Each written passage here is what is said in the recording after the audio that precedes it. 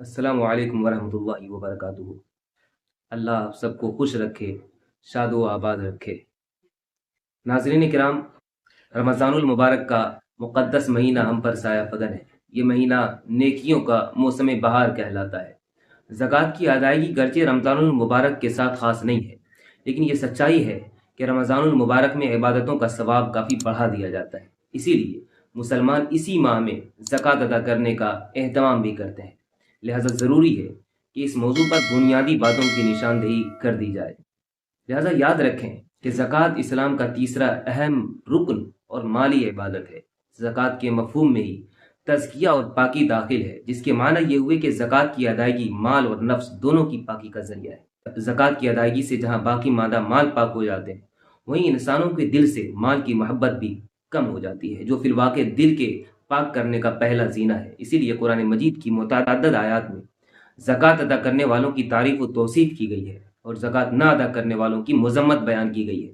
ایک جگہ زکوٰۃ ادا نہ کرنے والوں پر غصے کا اظہار کرتے ہوئے اللہ تعالیٰ نے ارشاد فرمایا ہے، یوم یحمى علیہا فی نار جہنم فتکوی بہا جباہہم وجنوبہم وظہورہم ھذا ما کنزتم لانفسکم فذوقوا ما کنتم تکنزون۔ یعنی جو مالدار ہونے کے باوجود زکوٰۃ ادا نہیں کرتے ہیں، ان کے مال کو جہنم کی آگ میں گرم کر کے اس سے ان کی پیشانیوں کو، پہلوؤں کو اور پیٹھوں کو داغا جائے گا، اور داغتے ہوئے ان سے کہا جائے گا کہ یہ ہے وہ خزانہ جو تم نے اپنے لیے جمع کیا تھا، اب چکھو اس خزانے کا مزہ جو تم جوڑ جوڑ کر رکھا کرتے تھے۔ ناظرین کرام، زکوٰۃ کی ادائیگی کے فضائل حاصل کرنے اور زکوٰۃ نہ ادا کرنے کے نقصانات سے بچنے کے لیے زکوٰۃ کے شرعی مسائل کا سیکھنا بے حد ضروری ہے۔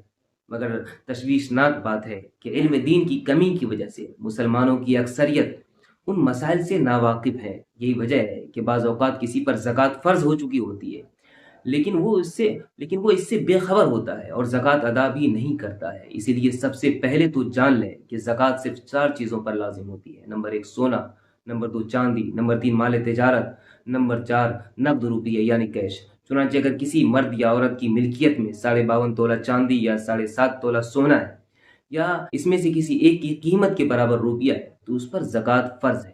اسی طرح اگر کسی کے پاس سونا اور چاندی تو نہیں ہے، لیکن سامان تجارت ہے جس کی قیمت 52.5 تولہ چاندی کی قیمت کے برابر ہے، تو اس تاجر اور بزنس مین پر بھی زکوٰۃ فرض ہے۔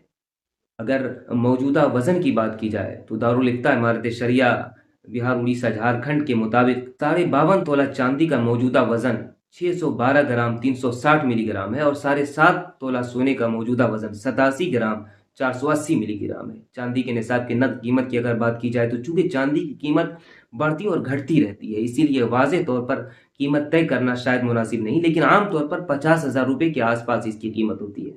لہٰذا اب ہم یہ کہہ سکتے ہیں کہ قرض کو مائنس کرنے کے بعد اگر تقریباً 50,000 روپے کسی مسلمان کے قبضے میں ہے تو اس پر زکوٰۃ واجب ہے، بشرطے کہ اس پر سال کا عرصہ گزر چکا ہو۔ سوال یہ ہے کہ زکوٰۃ کتنا نکالنا چاہیے؟ یاد رکھیں، زکوٰۃ بہت زیادہ نہیں نکالنا پڑتا ہے، بلکہ کل اموال زکوٰۃ کا 40واں حصہ نکالنا پڑتا ہے، وہ بھی اس وقت جب اس پر سال بھر کا عرصہ گزر جائے۔